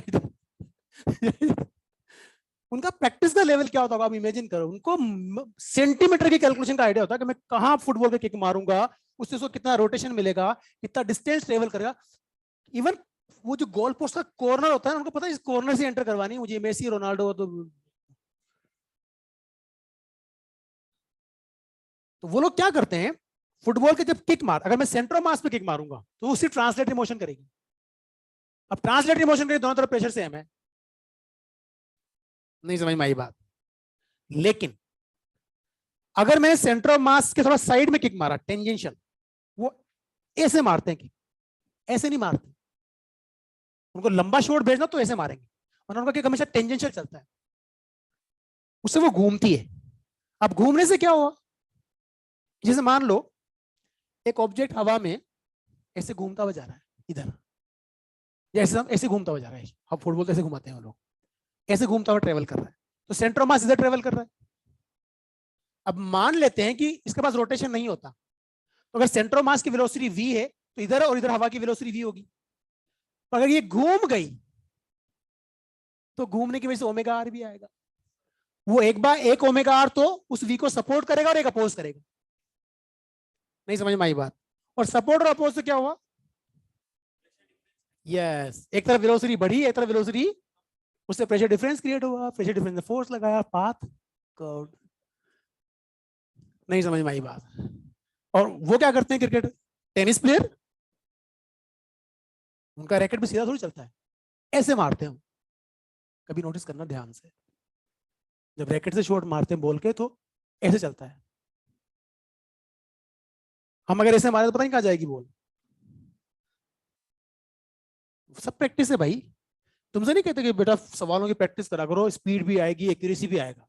तुम स्पीड प्रैक्टिस कैसे करते हो? एक सवाल किया, फिर दूसरा कर लिया, फिर तीसरा कर लिया, होगी प्रैक्टिस। प्रैक्टिस का मतलब ये होता है कि अच्छे मल्टी कंसेप्चुअल क्वेश्चंस को मल्टीपल वे में अगेन एंड अगेन रिपीट करना, जब तक कि उस कंसेप्ट पे इतनी मास्टरी नहीं हो जाए कि आपका हाथ और माइंड के अंदर सिंक्रोनाइजेशन हो जाए। बिना सोचे हाथ नहीं चल सकता ना भाई। इस कंसेप्ट सोचा नहीं, हाथ ने लिख दिया। हेलो, पहले यहां ये काम करेगा, उसके बाद हाथ चलेगा, और ये सोचते ही इधर चल जाए, उसके लिए प्रैक्टिस करनी होती है। एक बॉलर जाकर के, मान लो किसी को इन स्विंग की प्रैक्टिस करनी है, आउट स्विंग की प्रैक्टिस, हजारों बॉल फेंकता है एक जैसी हो, तब जाकर उसको समझ में आता है कैसे होगा, तब जाकर सब कंट्रोल होता है उस पर। हम हजारों नहीं तो 5 बार तो करें। उन लोगों से बात करें जो स्पीड के रोने रोते रहते हैं, तो सवाल तो सारे आते हैं, टाइम होता है, मजा आया था। कौन देगा टाइम तुम्हें? उतने टाइम में सोल्व करो।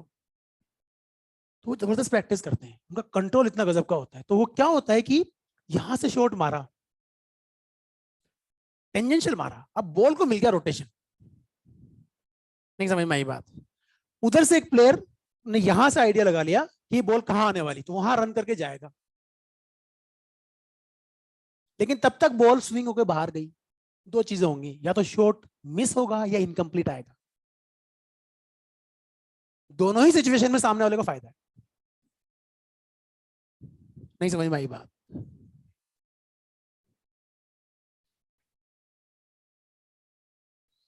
इसके लिए खेलना पड़ता है।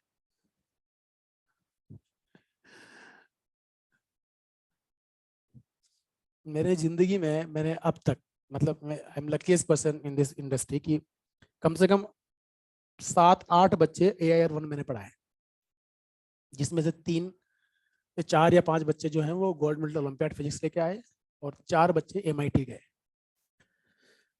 तो मैंने एक बहुत कॉमन चीज देखी इन बच्चों में,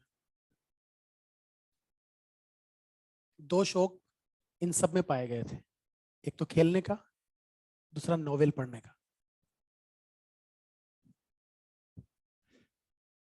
या तो कोई खेलता था, तो पता है निशिता पुरोहित जो एम्स में फर्स्ट रैंक लाई थी, वो बास्केटबॉल की नेशनल प्लेयर थी, सूरत से। तो सूरत से पढ़ा था। इसका कॉन्फिडेंस लेवल कितना गया, उसके बेच में थी रितिका, रितिका धाकड़, थ्रू आउट द टॉपर पूरे साल। सेकंड पोजीशन नहीं आती, फर्स्ट पोजीशन किसी कभी सेकंड पे नहीं गई वो रितिका। रितिका थी, एक मानवी थी, ये सब बच्चे थे जो उसके आगे रहते थे। निशिता तो बहुत पीछे रहती थी उनसे, उसका कॉन्फिडेंस अलग ही था, और बहुत अड़ियल थी वो। उसकी वजह से सबको, सारी क्लास को फायदा मिलता था। जरा सी भी चीज समझ में नहीं आए ना, एक्सेप्ट नहीं करेगी। वो एक सवाल नहीं करते अपन फ्लूइड में कि एक बलून है, वो उसमें हवा भर दो या खाली रखो, वेट सेम ही आता है उसका। करते हो ना? तो हम क्या करते हैं, अंदर भी हवा है बाहर भी हवा है, तो अंदर भरी हुई हवा का जो बॉइंट फोर्स लग रहा है, उसके अंदर भरी हुई हवा के वेट के बराबर होता है। तो वो बॉइंट और वेट एक दूसरे कैंसिल करके एम ही आ जाता है वो। ये करते हो ना आप लोग? वो अड़ गई थी, ये नहीं मानो सर मैं तो। मैं मत मान, गलत होगा तेरा। IIT देगी तो दिमाग लगाएंगे, मेडिकल देंगे तो नहीं लगाएगी। मेडिकल में तो बराबर ही होता है वेट। मतलब कैसे पॉसिबल है, आपने हवा भर दी अंदर, तो अंदर वाली हवा तो कंप्रेस्ड है, बाहर वाली के बराबर डेंसिटी कैसे होगी उसकी?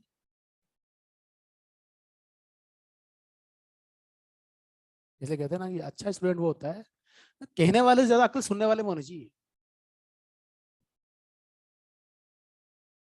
15 मिनट तक आर्ग्यूमेंट किया,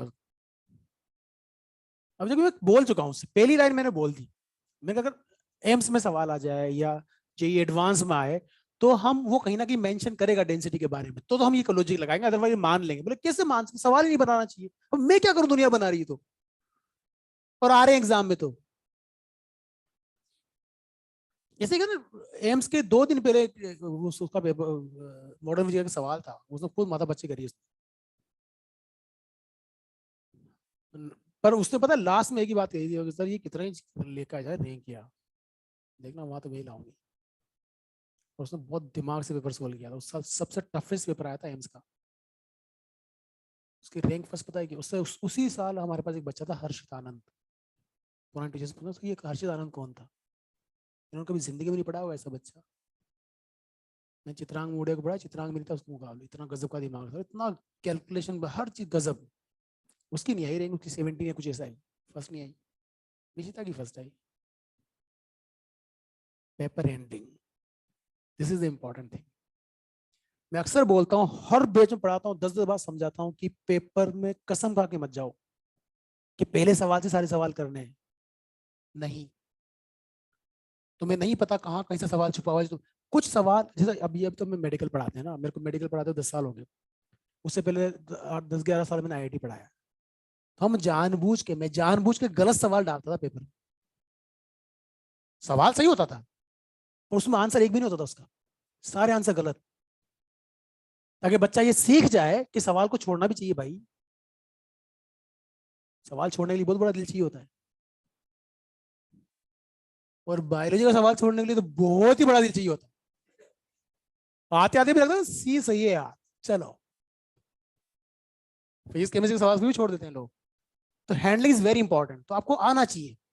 उस साल करीबन 8 या 9 सवाल ऐसे थे जो जबरदस्त वेरिएबल और कैलकुलेशन में बेस्ट थे फिजिक्स के अंदर। उसमें 2 या 3 सवाल के आंसर एक बार में आ रहे थे, बाकी सब फाइटिंग करना पड़ा, टाइम वेस्ट। इन्होंने क्या किया कि मान लो 8 सवाल ऐसा है जो एक्सट्रीमली टाइम कंज्यूमिंग है, आपने मान लेते हैं कि 8 में से 7 सही कर भी दी, एक गलत हो गया, लेकिन इनके बदले टाइम कम पड़ने की वजह से आपके 10 सवाल छूट गए, तो आप तो बेवकूफ निकले। नहीं समझ में आई बात, टाइम भी बर्बाद किया और नुकसान भी उठाए गए। वो कोड़ियों के सवाल छोड़ के जो देख के टिक करने थे, वो इनके साथ हुआ।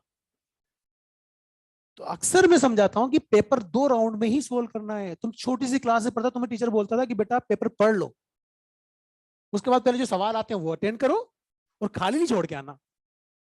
ये रिटर्न पेपर के रूल होते थे, ये यहां नहीं लगते, यहाँ खाली छोड़ना पड़ता है।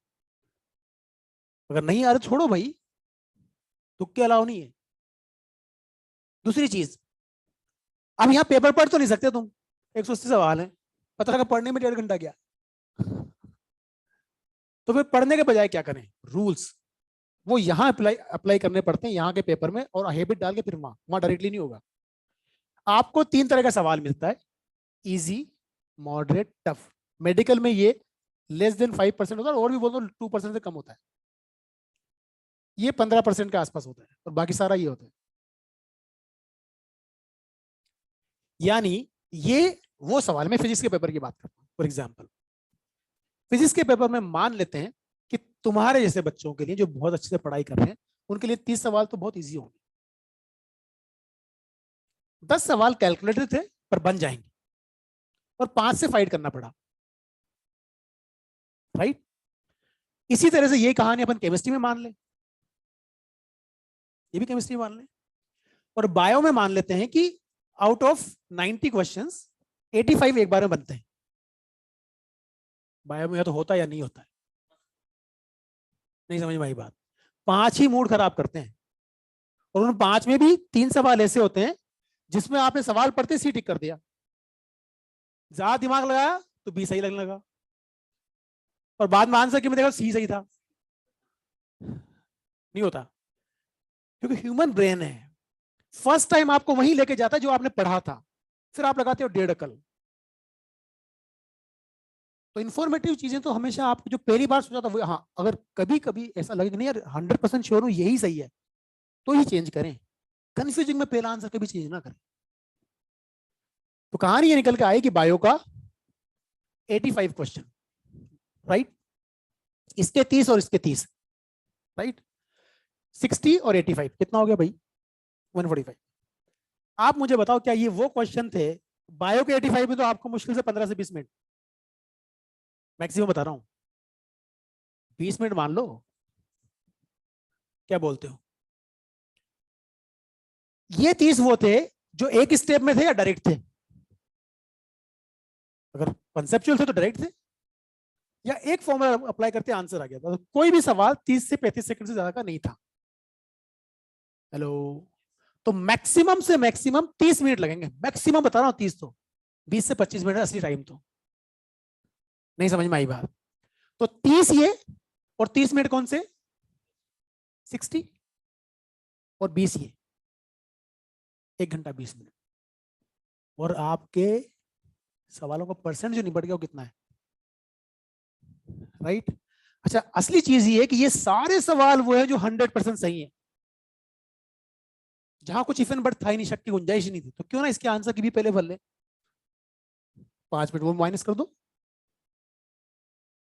ये आपका जबरदस्त प्रेशर रिलीज हुआ है, और इस दौरान आपकी नजर से सारे फिजिक्स केमिस्ट्री बायो का पेपर निकल गया। आपको पता है कि बायो फिजिक्स में वो जो 15 सवाल छोड़े हैं उनमें से 13 बनने वाले हैं, केमिस्ट्री में जो छोड़े हुए 12 या 13 उसमें बनने वाले हैं जो मुझे अच्छे से आते थे, और बायो का भी वही कहानी। यानी आपको पता है कि मुझे पहले कौन सा अटेंड करना है, जो इजी है उसको पहले छोड़ो, टच करो तीनों में। समझ में आ गई बात? सेकेंड राउंड में आपके पास टाइम कितना सारा है? 1.5 घंटा है, और सवाल बहुत कम है। पूरी प्लानिंग के साथ करो। और ये कहने में अच्छा लगता है, इसके लिए यहाँ एग्जाम में ये रिसर्च करनी है। तुम यहाँ घबराते हो, इतना डरते हो यार, पिछली बार मेरे 702 आए, 610 आए थे, इस बार 585 आ गए, तो आने दो ना। किसने मना किया? नीट थोड़ी, कोई थोड़ी पूछ रहा था नीट के फॉर्म में कहीं लिखा होता है क्या एलएन में कितने नंबर तो बताओ पहले। यहाँ टेस्ट लिए इसने तो एक्सपेरिमेंट करो भाई, और सही जगह जाके खड़ो जाओ 2-4 टेस्ट के बाद। मेरा तरीका ये, मेरा कंफर्ट जोन ये, मैं से पेपर सोल्व करूंगी, फिर मजे करो आराम से। उसने पेपर हैंडलिंग बहुत जबरदस्त की। उसने उन 8 सवालों को हाथ ही नहीं लगाया जिसमें वेरिएबल टू से होते बहुत सारे, बिना इंटीग्रेशन का आंसर ही नहीं आ रहे। बाकी केमिस्ट्री भी इजी थी, बायो भी इजी थी, सारे कर लिए। और बाद में जो 2-5 मिनट मिले उसमें 1-2 सवाल उनमें से भी कर डाला, बाकी छोड़ के आ गई और ले आई 1। वरना जो पढ़ने वाले बच्चे होते हैं, हम जब बहुत ज्यादा पढ़ाई करते हैं तो हमारे साथ एक ईगो होता है, वो तुम्हें पता नहीं होता, वो सवाल के साथ होता है।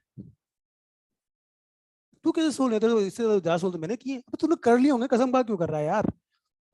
तूने अगर 5 मिनट में या 3 मिनट में एक आंसर लेके तीर मार लिया, उधर 1 सेकंड वाला छोड़ दिया तूने, तो ये गलतियां नहीं करनी। ये गलतियां करोगे तो मुश्किल में रहोगे। तो ये सेल्फ एक्सपेरिमेंट होते हैं, खुद को करने होते हैं। खैर जी, हम गलत जगह चले गए, बहुत सारी हमने बकवास की। यहाँ एक मुसीबत और है, मतलब मैं जब देखता हूँ बच्चों की जगह बैठ के खुद को, तो वो क्या करे गरीब बेचारा। एक बायो का टीचर आया था, उसने अपना ज्ञान फैल दिया। एक केमिस्ट्री का आया था, उनका अलग ही लॉजिक थे। फिजिक्स वालों के अलग ही होते हैं, और सबके सही लगते हैं। पर टीचर है ना, प्रूव करना सा काम है कि मैं ही सही बोल रहा हूँ। देख फॉलो किसका करूं? अपन तीनों क्या है, फिजिक्स केमिस्ट्री बायो। बायो का आदमी है, फिजिक्स पढ़ाते हैं, और पहले 3 साल केमिस्ट्री पढ़ाई। खैर जी, तो होपफुली कुछ चीजें आपके समझ में आई करना क्या होता है। सिर्फ आपकी पढ़ाई से आपकी रैंक नहीं आती, पेपर हैंडलिंग बहुत बड़ा रोल होता है, वो ध्यान रखना। चलिए, तो अब क्या बची? तुमने देखा होगा कि जो क्रिकेट मैच चल रहा होता है और जब फास्ट बॉलर बॉलिंग कर रहा होता है, किसी भी फील्डर के पास बॉल आई वो चालू हो जाता है। नहीं समझ में आई बात? ऐसे थोड़ी मर्जी मारी बॉल पौड़ी चालू हो गए ना। मैच से पहले कैप्टन डिसाइड करता है कौन सी साइड को शाइन करना है और कौन सी को टच नहीं करना है। मैच जब शुरू होता है तो जो बॉल होती है, बॉल किसी न किसी ब्रांड की होती है, किसी न किसी कंपनी की होती है, उसका एक साइड पे कंपनी का लोगो प्रिंटिंग विंटिंग और की होती है। इसका मतलब वो दूसरी साइड की कंपनी थोड़ी सी ऑलरेडी रफ है। और हमें करना क्या है, हमें एक तरफ स्मूथ बनाए रखना है और एक तरफ टकरा टकरा करके रफ करते जाना है। नहीं समझ में आई बात? उससे हुआ क्या, जो रफ सरफेस बन गई उधर इरेगुलरिटीज की वजह से टर्बुलेंसी क्रिएट होती है और टर्बुलेंसी की वजह से स्पीड बढ़ती है। नहीं समझ में आई बात?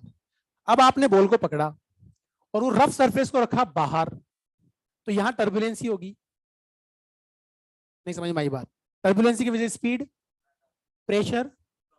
तो बाहर अगर रखा तो हवा के अंदर ही बॉल आउटस्विंग करेगी। नहीं समझ में आई बात? और अगर आपने रफ सरफेस को अंदर रखा तो इन स्विंग करेगी। यह है स्विंग। अब सीम जो सिलाई होती है बॉल की, वो जब टप्पा वहां से बॉल गिरती है नीचे, तो गिरने के बाद फिर वो उसके अकॉर्डिंग फ्रिक्शन को यूज करके डायरेक्शन बदलती है। तो अगर आपने सीम को इस तरह से पकड़ रखी, वो इन सीम है, मतलब रफ तो रखी आपने बाहर ताकि हवा में ऐसे जाएगी बॉल, और सीम को पकड़ा इस तरह से कि सीम टप्पा लेने के बाद अंदर घुसेगी। तो वो होता है स्नैक बॉल जिसको बोलते हैं। वसीम अकरम फेमस था स्नैक बॉल फेंकने में। रिवर्स स्विंग की कहानी अलग है, वो तो बहुत एक्सपर्टीज चाहिए रिवर्स स्विंग। आजकल के बॉलर बोलते हैं रिवर्स स्विंग करवा नहीं पाते, वो गए मर गए तो रिवर्स स्विंग करवाने वाले। तो इमरान खान पाकिस्तान कैप्टन नहीं, ये पाकिस्तान का मतलब पीएम जो है वो, एलन डोनाल्ड, वसीम अकरम, ये थे। एक सरफराज आलम था पुराना बॉलर। इनके अलावा सब कहते कहते रिवर्स स्विंग है। रिवर्स स्विंग फिजिक्स के अगेंस्ट जा रहे हो आप। मतलब आप, अच्छा वो पता है बैट्समैन को, वो तो पता है वो आजकल बॉलर स्पिन स्पिन करना तो बॉल छुपा के लाते हैं। अब बोलो ये पीछे बॉल क्यों ला रहा है? वो कपिल देव बॉलिंग करता था, ऐसा लगता था बॉल को। अभी आई ना 83 उसमें देखना, उसका हाथ नहीं रहता था। यूं नहीं पकड़ते, बहुत कम बॉलर होते हैं जैसे पकड़ते हैं, शोएब अख्तर पकड़ता तो देख ले बॉल, मैं स्पीड से मार दूंगा तुझे। तो उससे कहा था किसी पुराने प्लेयर ने कि तुझे अगर लंबा खेलना है तो तू थोड़ा रनअप कम कर, थोड़ी स्पीड कम कर। बोले लंबा किसको खेलना है, मैं तो बैट्समैन की आंखों में खौफ देखना चाहता हूँ। ऐसे भी लोग होते हैं जीवन में। हाँ, इंसान बहुत बढ़िया है, वो पढ़ा लिखा आदमी है वो पाकिस्तानी टीम का, बाकी तो वहां अनपढ़ ही होते हैं सारे। तो वो लोग रिवर्सिंग करते थे, अब नहीं होता। हमारे यहाँ भी कुछ अच्छे बॉलर थे, जैसे जवाहर श्रीनाथ बहुत अच्छा रिवर्सिंग कर लिया करते थे, पर उन्होंने सीखा था वसीम अकरम के पास जाकर। उसका क्या मतलब हुआ कि आपने रफ को दिखा रखा है बाहर, अब बैट्समैन देख लेगा कि तू रिवर्स तेने आउट स्विंग की सीम पकड़ रखी, तो पता लगा आउट की बजाय इन स्विंग हो गई। ये है रिवर्सिंग। पता है एक केस का हुआ था कि पहले क्या होता था, आजकल क्या होता है ना, तुमने ऐसा मैच मैच देखोगे तो जैसे ही ओवर खत्म होता है अंपायर को बोल देते हैं। पहले ऐसे रूल नहीं था, ओवर खत्म हो गया तो फील्डर्स के पास ही बॉल होती है, जैसे अपने लोकल मैचेस में होती है वैसे। तो वो लोग क्या करते थे पाकिस्तानी, फर्जीवाड़ा उनके दिमाग में, तो वो पानी की बोतल का ढक्कन, नहीं समझ में आई बात, गड्ढा बनाते थे एक जगह और उसमें उंगली फंसा फंसा के बोलन डालते थे। उल्टी सीधी बोली जाती थी।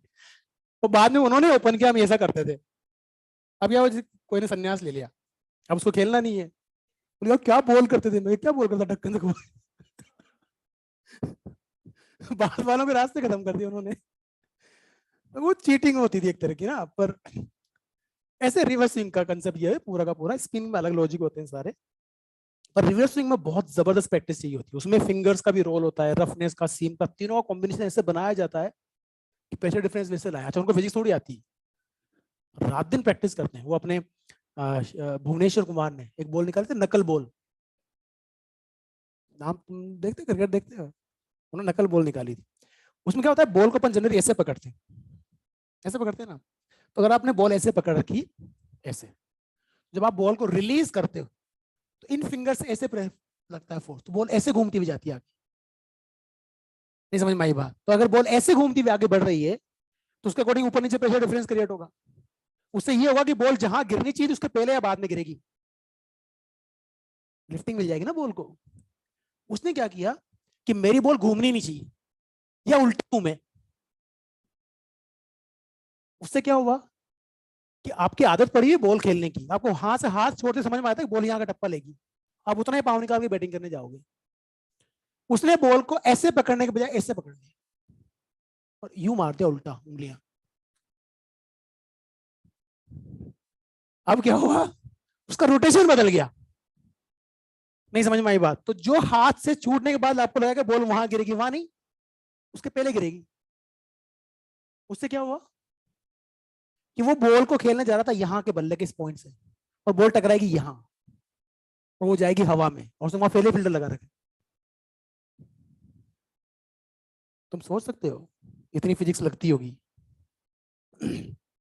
जो क्रिकेट के, सॉरी, ये नेशनल अकेडमी नहीं जालंधर के अंदर, लुधियाना के अंदर, वहाँ बाकायदा फिजिक्स के टीचर होते हैं, प्लेयर्स को जो ट्रेनिंग देते हैं, कोचेस ट्रेनिंग के लिए जाते हैं वहाँ वो सिखाने के लिए। ये देखो इसके पीछे का लॉजिक ही है, उनको फिजिक्स की मैथमेटिक लैंग्वेज नहीं बताई जाती है, उनको फिजिक्स सिखाई जाती है, और इसकी वजह से ये कॉज है, तो इसको फिर वो प्रैक्टिस करवाते हैं उसमें। बहुत सारी चीजें। तो ये मैग्नस इफेक्ट था, अपने बहुत सारी एप्लीकेशंस की बात की, बर्नौलीज की कंसेप्चुअल एप्लीकेशन से रिलेटेड। हमारा टाइम कितने बजे होता है यार? 2-3 मिनट है। हमने बहुत सारी कंसेप्चुअल एप्लीकेशन की बात कर ली, और क्या है, और भी होता है कुछ, बहुत सारी जगह लगती है बर्नौली मोड। एक तो वो अपन न्यूमेरिकल में करेंगे, है ना। एक डिवाइस होता है जो स्पीड मेजरमेंट के काम आता है, वो पहले पुराने जमाने पे प्लेन वेन में लगाते थे, आजकल तो सब कुछ कंप्यूटराइज हो गया, बहुत अच्छी टेक्नोलॉजी आ गई, शुरू में स्पीड कैसे मेजर करो हवा में आप, तो उसके मेजरमेंट के लिए कुछ डिवाइस होते थे, उसकी बात करेंगे नेक्स्ट क्लास में। तो अब अगली क्लास में हमारी मैथमेटिकल एप्लीकेशन हो जाएगी बर्नौली की सारी। पिटॉट ट्यूब क्या होती है, वेंचुरीमीटर क्या होता है, कैसे यूज करते हैं, वेलोसिटी ऑफ रिफ्लक्स क्या होता है, उस पर कुछ अच्छे सवाल बनेंगे, वो करेंगे। तो नेक्स्ट, आज डेट क्या हो गई, 25, और कल संडे 26 को, 27 को मंडे। हाँ तो मंडे को हम लोग कोशिश करेंगे ये खींचने की डायनेमिक्स पूरा, ठीक है। और ट्यूसडे से हम लोग पहले सरफेस टेंशन पढ़ेंगे, तो मैं कोशिश करूंगा 3 लेक्चर के अंदर सरफेस टेंशन खत्म करने की, है ना। 3 में सरफेस टेंशन खत्म, मतलब अब इस महीने में अपना ये हो जाएगा। 3 दिन तो मिलेंगे ना अपन मंडे के बाद इस महीने में, दिसंबर है भाई, 31 तक जाएगा, मिलेंगे यार। 27 को अपन फ्लूइड डायनेमिक्स मान के चले, 28, 29, 30, 31, हाँ 4 मिल रहे हैं बल्कि, सर्विस टेंशन खत्म, तो तुम्हारा 4 तारीख तक चलेगा, है ना। ये क्या यार, ये तो गलत बात है, मुझे 4 बोला पहले तो 1 और 2, मजा नहीं आएगा यार।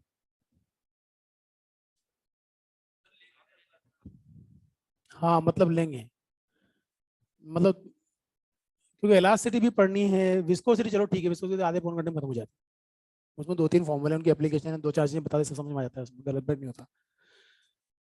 लेकिन इलास्टिसिटी में अपन को 2 से 3 लेक्चर तो चाहिए कम से कम। चलिए साहब,